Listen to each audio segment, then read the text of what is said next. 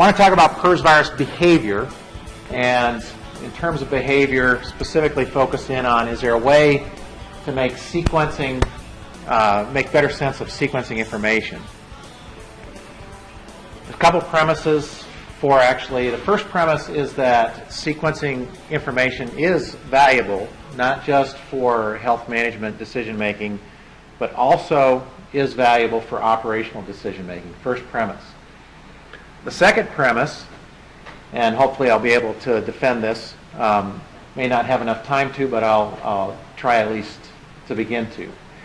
We don't need to do less, we don't need to do the same, we need to do a lot more, and I mean a lot more sequencing than we do. If we're really going to be able to understand what PRRS virus is doing, if we're going to be able to understand what it's doing in sites and flows and systems and areas and regions, we got to do a lot more sequencing than we do. Third premise is that PRRS sequencing information is also valuable to areas and regions, not just to sites, flows, and systems. Okay, if we're going to come anywhere close to understanding virus behavior on this type of a scale, we've got to do a lot more, and it is valuable, I think, on this type of scale. Okay, so why don't we do more sequencing? I think some of the reasons are obvious. Sequencing is expensive. It costs a lot of money to do sequencing. Second reason is what you get when you're done generating a lot of sequences on dendograms, it can be kind of complicated. This is a heterology homology chart from one particular project, and that's not the chart, that's like 1/16 of the chart. So it can get kind of complicated. So what's going to change? What's going to change about sequencing? Well, for me, I like to think of it in terms of we need to figure out a way to make sampling and testing Netflix easy. And so I use the example of Netflix DVD movies. You pick out the movies you want, they show up in your mailbox, you watch them, you send them back. The next one shows up when you schedule the next one. Okay, well, let's make it Pigflix easy. Let's schedule the diagnostic sampling. The Pigflix sample collection kit shows up in your mailbox, and you collect oral fluids from the pig, maybe you throw it on an FTA card, you throw that back in the mail, and off it goes to the lab. Pigflix easy. We need to make this Netflix easy.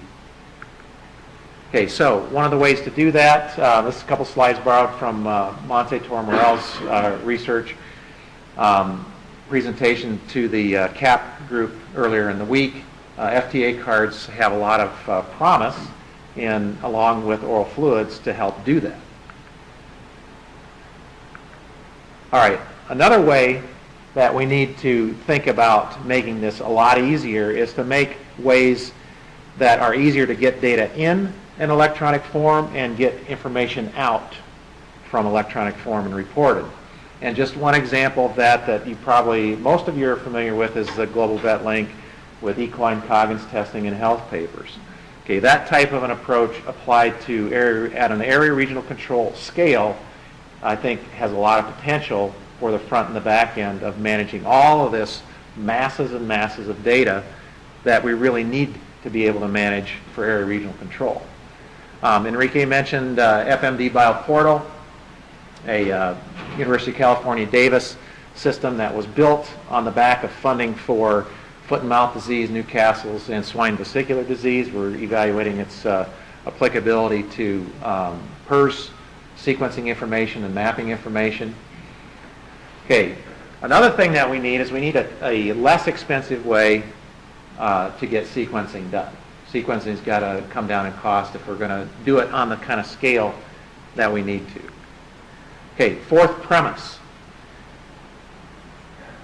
We don't do a good enough job treating sequencing data like science. Okay, over the years we've used RFOPs, we've used sequencing information, but we've kind of leaped into it, jumped off the cliff without a parachute, so to speak, or a parachute with a lot of big holes in it, and we haven't taken a step back, treated it like science first, so that we can use it in a rational, logical way. That's something I think that's missing. Okay, there's a lot known about the genome overall, the pieces of the genome that are relevant to sequencing.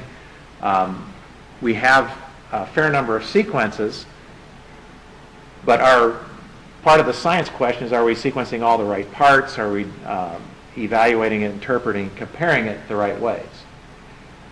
All right, so just take a quick look into the black box, or in this case, Pandora's box, of how sequencing gets done. Dr. Stricker is going to kind of walk us through some information on that. So first I should probably say, as a disclaimer, that I'm in private practice. I'm not a molecular biologist and don't really have a background in it. But I kind of got into this by doing some research on trying to answer the question of the accuracy of sequencing when you look between labs and when you send an identical sample to, say, U of M and Iowa State, if you get the same response or the same result. And through that, I've been able to go to all 3 diagnostic labs that I'm working with, SDSU, the U of M, and Iowa State, and visit their diagnostic labs and have the molecular people there walk me through their process and kind of be able to compare and see what they're doing differently. And through that, I've come up with a lot of questions on what can go wrong. And so I have a few slides. First, before we can talk about what can go wrong, we have to understand a little bit about the sequencing process itself. So I call this the beginner's guide because it's really a simplistic view of sequencing, and by no means is as in depth as what the process really is. But the electropherogram, you may be familiar with these or you may not be, but this is the raw data that the computer program that does the sequencing will spit out after they run your sequence through. And it'll come up during the sequencing process. Each nucleotide, the 4 nucleotides in the sequence, are assigned a color, and then the computer will attach the dye to it, and it fluoresces at different wavelengths. So this is what comes out, and so you get a bunch of peaks with your either blue, green, red, or black. And you can see here that this is a very clearly, this is a, this peak is blue and it labels it a C. This peak is blue and it labels it a C. This one's A and it labels it an A. So it's very clear. I mean, this is an example of a very clean sequence that would come off of the sequencing machine. A consensus sequence is what we get as practitioners reported to us, and that's the 603 base pairs that we see in our reports.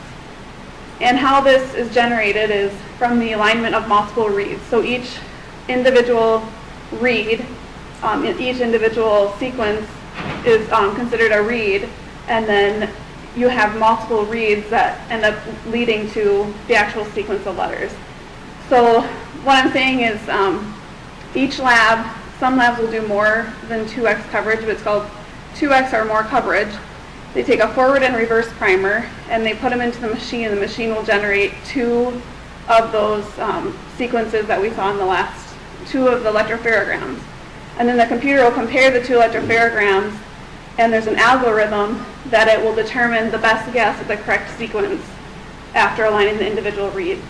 So some labs will do more than 2x coverage, but it's considered the most accurate, or it's, in order to gain accuracy, you have to do at least 2x. So the computer has a way to identify and look at 2 different sequence or 2 different electropherograms. If the data is not clear enough and the computer can't determine by looking at the 2 reads or more, it'll put an N in place of an A, C, T, or G as a default. So if it's unclear and the data is kind of mumbled up, it'll decide to put an N in the place of a regular nucleotide.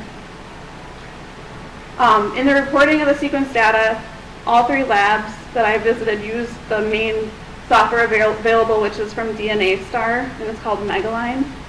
And this requires manual insertion of the consensus sequence. So what they do is they'll take that consensus sequence that you get in your report and they'll copy and paste it a couple different times sometimes. They have to copy and paste it into a program called EditSeq, which will format that sequence so that the Megalign program can recognize it and be able to align all the different sequences. So it'll take out spaces, it'll take out labels, things like that. And someone has to manually copy and paste. So you can see there is some human interaction with that information.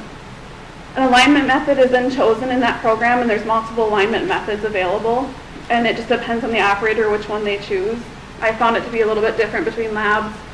And then the software, you run the alignment, and the software spits out your identity matrix and dendogram. And that's what you see when you ask a lab to send you the identity matrix and dendogram. That's the process they go through. So then we ask the question, where in that process can we go wrong? And the biggest thing that I found is an interpretation of electropherogram. So this is an example of a really high quality electropherogram, and you can see there's nice sharp peaks, and there's not a lot of background noise there. So the computer has a really easy time going through and figuring out what nucleotide to assign each position. When you have a poor quality electropherogram, like the one here, the computer, like I said, it can't tell, like for example here, it can't tell necessarily what that should be, and so it just puts an N in the place of assigning a nucleotide. This is referred to as no-calls, or if the no-call term is kind of slang, but it's also ambiguous base calls is what that is called when that happens. So then most labs or reputable labs will have a person either called a finisher or a proofreader that will go through these sequences like this if they see a lot of N's, and they will manually edit them, and they'll break it out into the individual reads, the electropherograms, and they'll look to see if they can override that call by the computer. If they see that maybe there's one electropherogram that didn't turn out very good, then they just look at the other ones. They can sometimes reassign it and make it what it should be, or they'll leave it as a no call. Where we run into issues with comparing sequences across labs is that some labs tend to use degenerate coding to label their ambiguous bases. So what that means is instead of leaving it as an N, they'll go through the electropherograms and they'll look to see, was this a C or can I tell maybe this was supposed to be a C or a G, or maybe it's supposed to be an A or a T, and they give it this universal coding, which is, this isn't the whole thing, but there's different letters to assign to that type of reading. And an N represents if the computer can't tell, or you can't tell if it's A, C, T, or G, it puts an N in its place. So the reason they do this is because it does preserve more information, and when they go to redevelop their primers or add patches to the primers, they can have a little more information for you. But it does cause inaccuracies when you're comparing between labs. So what happens is that a lab, say lab X uses all N's for their ambiguous bases, and lab Y decides that they're going to use degenerate coding. If you have, say, position 56 on your nucleotide summary, if position 56 is an N, and then lab Y calls position 56 an N also, but decides to go back through and label it with degenerate coding, you now have position 56 to the computer looks different. And so the computer will call that a difference in homology, even though the two labs both found position 56 to be ambiguous. So just to give you an idea of how that can affect, it may seem small, if you think one base pair out of 603, but if you do the math, that already is putting you at a 0.2% difference in homology between identical strains. So I've seen one case where there's 11 ambiguous bases, and there's probably been a lot of cases where there's more than that. But if you do 11 ambiguous bases, you already have a 1.8% difference in identical strains when you're comparing between labs that do this type of work on their ambiguous base calls. So other ways that we can see problems with comparing across labs or problems with sequencing process itself is that, like I said, there's manual handling of the raw data, and so we're prone to human error. No matter how much we try to put in safeguards, we still have a possibility of having human error. The alignment method may vary among labs, and there's three main types in the Megalign. There's Clustal W, Clustal V, and the Jotun-Hein method. And I have yet to completely understand how they decide which one to run, but the Clustal W, I've been told, is the most accurate. It takes a lot longer to align the sequence in the database, but it's the most accurate, and sometimes people will choose Clustal V. It's a little quicker and a little less accurate. So there's just differences there in how they run it. And then the last thing is that I've noticed just recently that European strains, when they're compared European strains are 606 base pairs as a general rule. And North American are 603. So you have a few extra base pairs when you're comparing these two strains. And I recently learned that there are differences in how labs will compare European strains to North American strains on your dendograms. Some of them will trim off the first 15 base pairs. And I'm not quite sure yet what this does to the sequencing process, if it really causes a lot of differences versus labs that don't trim off the first 15 base pairs. But it's just the fact that, again, it's another inconsistency when you're gathering data and trying to look at sequences gathered from a lot of different areas, like in the area regional control projects. So I have this question, and I'm trying to still answer this, but can sequences be compared across labs? And the answer is yes, they can be, but the most ideal thing to do is to use one lab for all your sequencing if you're going to, try to do a project. And that's just because if you're going to have inconsistencies, at least they're consistent among, that specific lab. And if you are going to compare them, we have a higher level of confidence if the labs would achieve some sort of standardization. And that's hard because, how do you change the fact that one lab has one person proofreading and another lab has another person proofreading? There's some objectivity that's going to remain there, but standardization would be a really good thing, I think, to increase our confidence. If you're going to compare across labs, I think personally that it requires you to go through and look at all those letters that are non-A, C, T, or G and reassign them to an N because, like I said, you have too many chances for differences if you don't do that. So right now, Dale and Daryl have made a program that will convert sequences so that it'll seek out all of the non-A, C, T, or Gs and convert them to Ns, and that's helped to make it a little more easy to compare between labs and feel confident about the data. So basically, if you're going to compare sequences between labs, I think it needs oversight by you or by whoever's in charge of your project because it's just how much accuracy do you want? It's hard enough as a practitioner to go out there and try to make sense out of sequences that you're comparing to each other, and then to think that the data may not be as accurate coming out of the labs is kind of scary. So bottom line is that sequencing is not black and white. In order to get the most out of it, it requires that we know what's in the black box, and that's kind of what I tried to describe today. You don't need to know the nitty-gritty, but just know what's in there so that you can understand where problems can occur. And obviously, like Dale said, the more sequencing we do, the better. It helps us, if there is an error occurring, it helps us to make that less of a possibility. And then always make decisions based on the clinical picture. If it doesn't make sense, don't just take it for face value. A lot of times, if you go back and look at a case, you may find out that it's the sequencing process or the raw data handling that is the problem, and you don't have necessarily a problem on the farm. So. All right, to finish up, we'll look at kind of the back-end sequencing. So we'll use the sequencing game as our backdrop. So this is what you get out in the sequencing process is a homology heterology table. We need to learn from it, but learning from sequencing can be kind of messy, especially when you're talking about generating a lot of sequences out in the field and trying to figure out what's going on. But don't panic. I think there's some ways that we can make some sense out of it. These are just some stakes in the sand about defining what's similar or different at different levels based off of some work that was done over the last several years. And so we put our stakes in the sand and are defining same isolate cluster with less than 2% and then a suspect range and so on and so on. Won't go into detail, you guys are all hungry, but at least we're trying to make some sense out of what's similar, what's different, and what justifies similarities and differences. Okay, one of the ways that we think might be useful to represent sequencing data is to look at it with some differing sequences in a scatter plot format. This one happens to be looking at a vaccine sequence heterology on the y-axis and a wild-type heterology on the x-axis. And so relative to the vaccine heterology of 0, all the vaccine virus-like sequences should cluster down here. And relative to wild-type 3 and this scale of 0, these would be all the wild-type 3s and then so on. Okay.